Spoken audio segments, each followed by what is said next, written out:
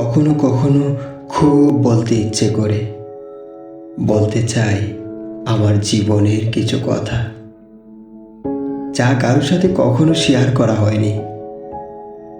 ভাবি আজ বলবো, অনেক কথা বলবো, কিন্তু হঠাৎ থেমে যাই। মনে হয় আমি বলেই বা কি লাভ, কে শুনবে আমার কথা, আর কোথা থেকে শুরু করব বা কোথায় গিয়ে থামবো, কিচ্ছু জানি না। কোথায় থামতে হয় সেটা না জানলে বলা যায় না সত্যিকারের কথা। কত কথা আসে মনে, ঠিক সমুদ্রের ঢেউয়ের মতো, আসে ভিড় করে, আবার এক সময় মিশে যায়, ঠিক সমুদ্রের সঙ্গী। এভাবেই কথা আর বলা হয় না। হয়তো এসব না বলারই কথা।